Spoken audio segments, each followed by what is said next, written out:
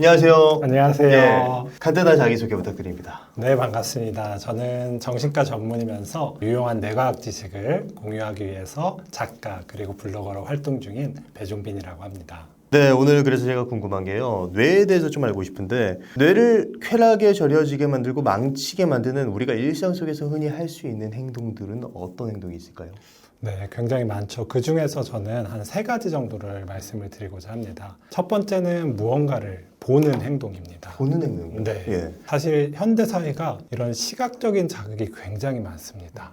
그래서 우리가 시도 때도 없이 뭔가를 보고 지내고 있어요. 밥 먹을 때도 무언가를 보고, 버스나 지하철을 탈 때도, 심지어는 누구를 만나서 대화할 때도 무언가를 보면서 할 때가 있어요. 혹시 몸장님, 예. 식당에서 아이들을 동영상 보는 거 보신 적 뽀로로 있나요? 영상 같은 네. 거. 네. 애들이 막 시끄럽게 보니까. 네네. 어떠세요? 그런 거 보실 때? 그런 거 보면은 한편으로 이해가 되면서 또 한편으로는 저렇게 많이 보면은 정신 건강이 안 좋을 텐데 라는 생각도 들기도 하죠.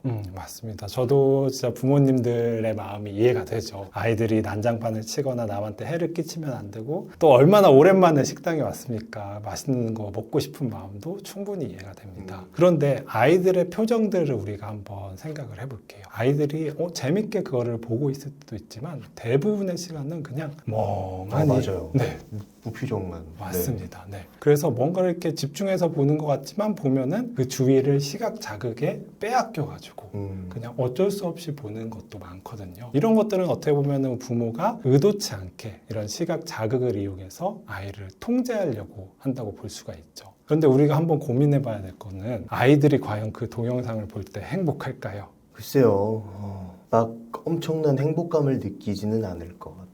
예. 그래서 한 연구를 제가 소개를 해드리겠습니다. 이게 하버드 대학교 연구에서 진행이 된 건데요. 사이언스지라는 학술지에 실렸는데 5천여 명을 대상으로 해가지고 사람이 어떤 행동을 할 때 얼마나 행복한지를 조사를 했습니다. 예. 네. 사람들에게 어플리케이션을 깔아가지고 그 어플리케이션 알람이 울리면은 당신 지금 뭐 하세요? 그리고 지금 얼마나 행복한가요? 이런 것을 물어봤습니다. 그래가지고 쭉 연구를 해봤는데 사람이 가장 행복할 때 첫 번째, 사랑을 나눌 때 가장 행복했습니다. 두 번째는 운동을 할 때, 세 번째는 대화를 할 때, 네 번째는 놀 때, 다섯 번째는 음악을 들을 때였습니다. 예. 그러면은 우리 아까 말씀드린 뭔가를 볼 때 우리는 얼마나 행복할까요? 그러게요. 쭉 22가지 행동이 이렇게 리스트가 되었는데 그 중에 뭔가를 보는 거, TV를 시청하는 거는 14위였습니다. 하위권이네요. 네, 중간도 안 되는 거였죠. 근데 15위가 뭐냐면은 숙제하는 거였습니다. 그러니까 무언가를 보는 거는 숙제하는 행동과 비슷한 정도의 행복감을 주는 거죠. 사실 행복하지 않은 거죠. 그럼에도 불구하고 우리는 이 시각 자극이 워낙 우리한테 강한 자극이기 때문에 계속 그거를 보게 되는 겁니다. 그래서 지금도 이제 계속 무언가를 내가 보고 많은 시간들을 무언가를 보면서 보내시는 분들은 과연 이런 나의 활동이 나를 행복하게 만드는지 혹은 내가 더 행복해지기 위해서는 이런 것들을 보는 게 도움이 될지에 대해서 한 번쯤은 고민해 보는 게 좋을 것 같습니다. 다음으로 두 번째 행동 같은 경우에는 우리의 억압된 욕망을 해소하는 행동입니다. 우리 엄마들 드라마 보는 거 좋아하지 않습니까? 예. 왜 드라마 보는 걸 이렇게 좋아하실까요? 억압된 욕망을 드라마를 통해서 해소하실 수 있다. 네, 맞습니다. 모든 여성들은 누군가한테 사랑받고 싶고 관심을 받고 싶고 공감을 받고 싶어 합니다. 그런데 엄마들 집에서 그렇지 않죠. 아빠들은 뭐 일하느라 바쁘고 아이들은 자기 할 거 바쁘고 외로워요. 그러니까 현실 세계에서는 이런 욕구들을 해소할 수가 없는 거죠. 그러다 보니까 어쩔 수 없이 삶 속에서는 이런 욕구를 억누를 수밖에 없습니다. 그런데 드라마 속 주인공들을 보면은 어떤가요? 사랑받고, 관심받고, 공감받고. 그러니까 이런 주인공들을 보면서 우리 여성분들이 거기에 동일시가 되고 자기가 억압된 이런 감정들이 해소되는 카타르시스를 경험을 하는 거죠. 그때 굉장한 쾌감을 느끼게 되는 겁니다. 여성분들 얘기했지만 사실 남성분도 별다르지 않습니다. 남성분들도 있을 것 같아요. 네. 남성들의 억압된 욕구, 이기는 거, 승리하는 거, 인정받는 거. 근데 현실에선 어떤가요? 누구 하나 이기기 쉽지 않아요. 그러니까 어쩔 수 없이 이런 욕구들을 억압을 하고 살아갈 수밖에 없어요. 그러다가 스포츠, 게임, 낚시, 네. 무협지, 판타지 이런 데서 보면은 거기서 막 주인공이 혹은 자기 자신이 일시적으로 승리하고 그리고 인정받는 것을 간접적으로 경험을 하는 거죠. 그때 또 카타르시스가 확 느껴지니까 그런 행동을 나도 모르게 반복을 하게 되는 겁니다. 그래서 우리도 모르게 이런 나의 억압된 욕구가 해소되는 행동들을 자꾸 반복을 하게 되는 거죠. 문제는 이런 거를 반복을 하다 보면은 내가 계속 강한 자극들에 노출이 된다는 것입니다. 요즘 흔히 말하는 도파민 중독 약간 이런 거랑 비슷한 걸까요? 맞습니다. 네. 네. 세 번째 같은 경우에는 미루기입니다. 미루기요. 네. 첫 번째, 두 번째는 공감을 하실지 모르겠지만 미루기는 조금 의아하신 분들도 예, 있을 맞아요. 텐데요. 네. 근데 생각보다 이 미루기가 큰 쾌감을 줍니다. 네. 네. 몸장님은 미루시는 거 있으실까요? 정말 잘 미루죠. 저도 마찬가지로 이렇게 미루는 걸 잘합니다. 저는 어떤 걸 미루냐? 사실 이런 발표라든지 뭐 촬영이라든지 누군가가 나를 평가하는 상황에 노출이 되는 것이 저는 사실 준비하는 걸 미루는 좀 습관이 있습니다. 왜 미루냐? 이런 거를 준비하다 보면은 과연 내가 준비한 것이 다른 사람들이 재밌어 할까? 그리고 흥미를 가질까? 이런 걸 생각하면은 불안해요. 두려워요. 무서워요. 그런데 이때 밀어버리면은 이런 불편한 감정이 순식간에 해소가 됩니다. 뭔가를 하는 게 두렵고 부담되고 한데 미루는 거를 하면은 1초 만에 그런 것들을 다 해소를 할 수가 있어요. 그러다 보니까 이때 굉장히 큰 쾌감을 느끼게 되어요. 그래서 우리가 미루기를 반복을 하게 되는 겁니다. 예. 미루는 것 자체가 큰 쾌감을 주게 되니까 한 번, 두 번 하고 세 번 하고 그 뒤로는 계속 반복하게 습관적으로. 되는 거죠. 네. 근데 미루면 뭘 하냐? 결국 첫 번째, 두 번째 행위를 하게 됩니다. 뭘 본다든지 또 내 욕망을 해소할 수 있는 그런 건 행동을 한다든지 결국 다시 첫 번째, 두 번째로 돌아가게 되는 거죠. 이런 것을 반복하다 보면 어느새 우리 뇌가 큰 자극, 쾌락에 어떻게 보면 절여진 상태가 되게 됩니다. 이런 악순환의 고리에 빠지게 돼서 뇌가 굉장히 쾌락에 절여지게 되면은 어떤 문제가 발생할 수 있을까요? 뇌는 변화하는 특성을 가지고 있습니다. 그래서 우리 환경에 맞게 변화를 하게 되는데 이를 신경 가소성이라고 합니다. 그래서 이런 신경 가소성을 대표적으로 알 수 있는 일화가 런던의 택시기사들의 일화인데요. 런던 연구진들이 택시기사들의 뇌를 조사를 했습니다. 런던 같은 경우에는 굉장히 도로가 복잡하게 연결이 돼 있고 유명한 랜드마크만 해도 수천 개에 달한다고 합니다. 여기서 이제 택시 운전을 한다는 게 보통 일이 아닌 거죠. 그래서 거기서 운전을 하기 위해서는 런던의 지식이라는 시험을 합격을 해야 되는데 이런 택시기사들과 일반인 그리고 똑같은 길만 주행을 하는 버스 기사들의 뇌를 비교를 해봤습니다. 그랬더니 이 기억과 연관되어 있는 이 해마라는 부위가 굉장히 밀도가 높아지고 커져 있고 이런 것들이 발견이 됐습니다. 결국 우리 뇌는 어떤 환경에 의해 가지고 변화하는 특성을 가지고 있는 거죠. 우리 뇌가 자극에 노출이 되면 마찬가지로 변하게 됩니다. 최근 2024년 4월 달에 한 연구가 시행이 됐는데 기존의 그 22개의 fMRI 연구를 가지고 인터넷 중독, 스마트폰 중독자들의 뇌가 어떻게 변하는지를 봤습니다. 그랬더니 우리 뇌의 전전두엽이라는 부위의 기능이 떨어져 있는 거예요. 이 전전두엽이 어떤 역할을 하냐? 뭔가에 집중하는 거, 그리고 뭔가를 참는 거, 그리고 뭔가를 기억하는 거 이런 기능을 담당을 하게 되거든요. 그러니까 뭔가에 중독이 되면은 이런 인지 기능이 떨어지게 되는 겁니다. 제가 주의력과 관련돼 가지고 조금만 더 말씀을 드리면은 최근에 환자분들이 자기 본인이 이제 성인 ADHD인 것 같다면서 병원을 찾습니다. 그래서 그 진단 기준을 물어보면은 정말 ADHD 진단 기준에 맞아요. 근데 딱 하나가 안 맞는 것이 있어요. 어떤 거냐면은 성인 ADHD 진단할 때는 만 12세 이전에 부주의 증상 혹은 과잉행동 충동성 증상이 있어야 되는데 이분들 물어보면은 초등학교 중학교 때는 없었대요. 공부도 잘했고 집중도 잘했고 그런데 오히려 성인이 돼가지고 집중을 못하고 이것 때문에 지장이 생기는 거죠. 그래서 이분들의 얘기를 조금 더 들어보니까 다들 무언가에 중독이 되어 있는 거예요. 스마트폰에 중독이 되어 있다든지 게임에 중독이 됐다든지 술에 중독이 되어 있다든지 결국 이 중독이라는 것이 마치 ADHD 환자분들이 주의력이 떨어지는 것처럼 기억력이라든지 주의 집중력을 크게 떨어지게 돼서 마치 자신이 이제 성인 ADHD인 것처럼 보여지게 만들어졌던 거죠. 그래서 이런 중독이라는 거 뇌가 이제 지속적으로 강한 자극에 노출이 되면은 주의력과 같은 인지 기능이 크게 떨어질 수가 있습니다. 약간 중독이라고 하면 되게 헤비한 느낌으로 느껴지거든요. 이게 지금 내가 중독이 됐다고 봐야 되는 건지 아니면 그냥 단순한 일시적인 어떤 문제인 건지 그런 부분에 대해서 알 수 있을까요? 그냥 내가 어떤 것을 즐겁고 좋아하는 것 정도는 사실 이제 중독이라고 할 수가 없습니다. 그런데 내가 그 행위를 자꾸 반복을 하는데 그런 반복들이 나의 삶의 질을 오히려 떨어뜨린다든지 나의 삶에, 직장 생활에, 대인 관계에 그리고 개인의 삶을 영위하는 데 지장을 일으킨다. 그럼에도 불구하고 자꾸 그 행위를 반복하고 탐닉하고 갈망한다. 그러면 우리가 이거는 중독이라고 볼 수가 있는 거죠. 그리고 우리가 이런 자극적인 것에 자꾸 노출이 되다 보면은 기분 상태에도 영향을 주게 됩니다.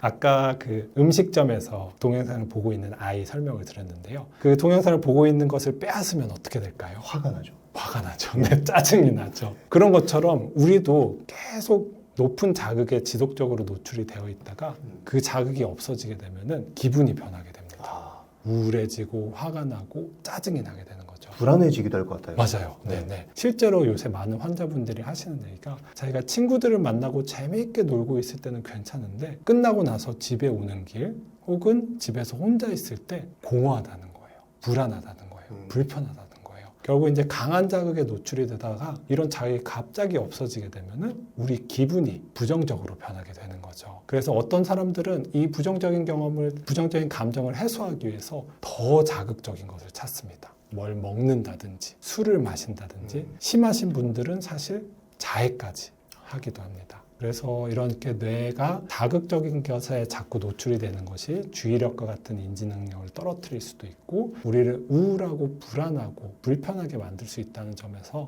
우리가 경각심을 가지고 주의를 해야 될 것 같습니다. 그러니까 어떻게 보면은 내가 지금 이렇게 쾌락적인 거에 뇌가 절여진 상태에서 갑자기 멈추게 됐을 때 느껴지는 다양한 부정적인 감정들 때문에 이렇게 생각하기도 쉬울 것 같아요. 내가 지금 번아웃인가? 내가 우울증인가? 그래서 아예 다른 데서 원인을 찾으려고 해서 길을 잃게 될 수도 있을 것 같다라는 생각이 들었는데 그렇다면 이번에 이렇게 생각의 배신이라는 책을 쓰셨잖아요. 네. 이 생각의 배신에서 이제 여러 가지 설명을 많이 해주셨는데 이렇게 쾌락에 절여진 뇌를 정상적으로 돌리기 위해서 우리가 어떻게 해야 될까요? 우선 두 가지를 제안을 드리고 싶습니다. 먼저는 이런 자극적인 것에 노출되는 시간을 제한을 하는 겁니다. 밑도 끝도 없이 계속 수시로 이런 것에 노출이 되다 보면은 어쩔 수 없이 이제 자극적인 것에 많이 노출이 될 수밖에 없는데 이 시간을 정하는 겁니다. 몇 시부터 몇 시까지는 내가 뭐 SNS를 한다든지 유튜브를 본다든지 이런 시간, 원리 원칙을 정해놓고 이것을 지키기 위해서 노력을 하는 거죠. 실제로 저 같은 경우에는 군대 가서 훈련소에 갔을 때 핸드폰을 이제 제출을 하게 됐는데 처음에는 그게 그렇게 어색하더라고요.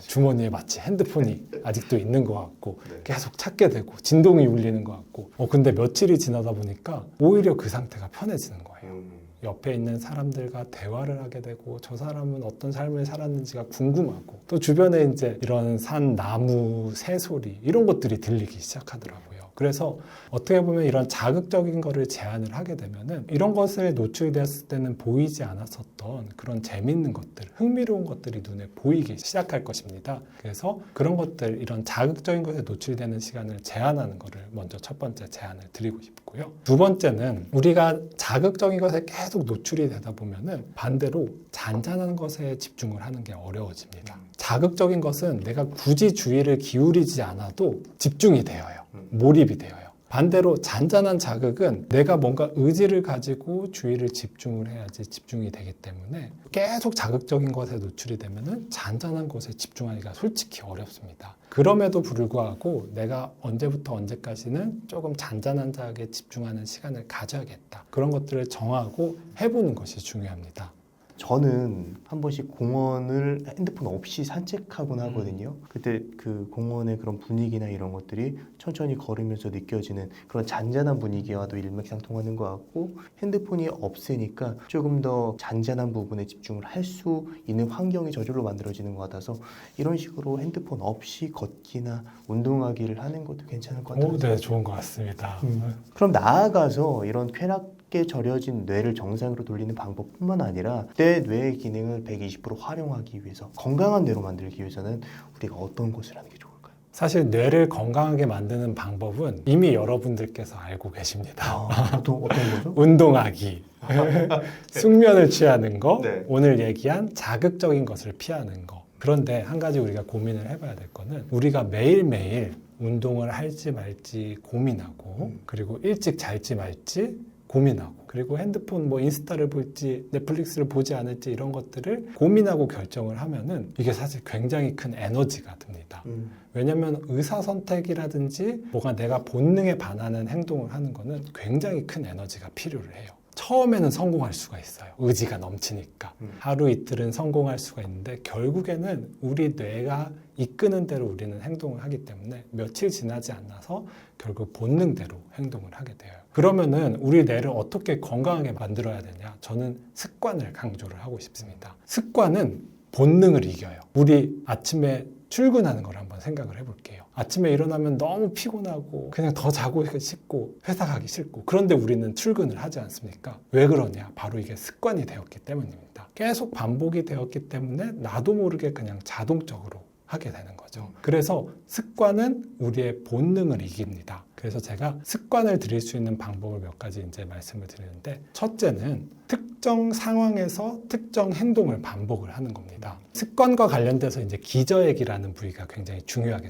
작용을 하는데요. 기저액은 우리가 어떤 상황에서 뭘 하는지를 계속 지켜보고 있습니다. 그래서 특정 상황에서 계속 똑같은 행동을 하네? 그러면 그 다음부터는 이 기저액이라는 부위가 그 상황만 되면은 그 행동을 알아서 자동적으로 하게 되는 거죠.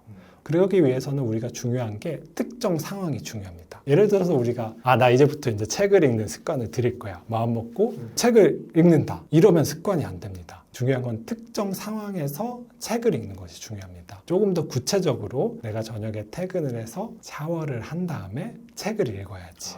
이렇게 특정 상황에 맞춰서 어떤 행동을 반복을 해야지 기저액이 이를 기억을 해가지고 습관으로 만들어지는 거죠. 어떻게 보면 파블로프의 개와 같이 종이 울리면은 침을 흘리는 파블로프의 개처럼 우리도 그 상황이 되면은 그 행동을 반복하는 것처럼 만들게 되는 것이죠.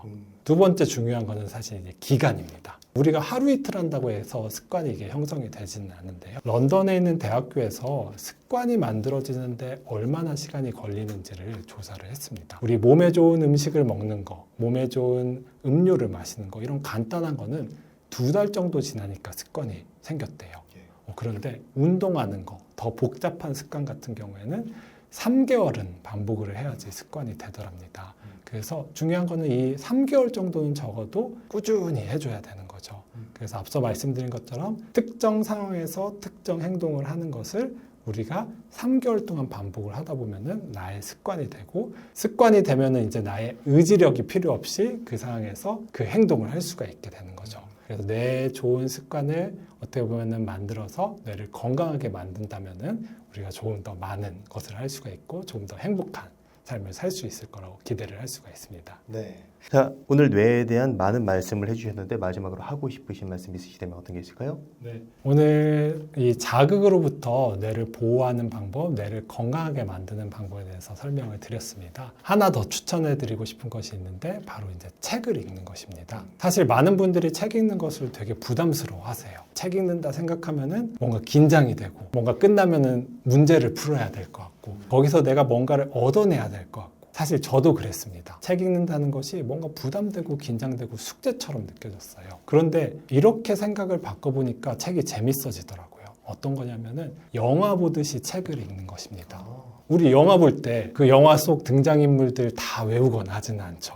스토리 이런 것들을 다 계획하거나 생각하지는 않고 끝나고 나서 시험 보지도 않죠. 그러니까 그 있는 그대로 그냥 그 장면들, 그 상황, 분위기를 즐기다 나오게 된단 말이에요. 책도 마찬가지입니다. 뭔가를 얻어내려는 목적이 아니라 그냥 책 읽는 것 자체를 즐겁게 하다 보면은 이 책 읽는 게 즐거워집니다. 그래서 여러분들께 뇌를 보호하고 뇌를 더 발전시키는 방법으로 책 읽기를 꼭 권해드리고 싶고 요즘 사실 좋은 책들이 시중에 많이 나왔습니다. 우리 몸장님 지으신 양수인간. 네.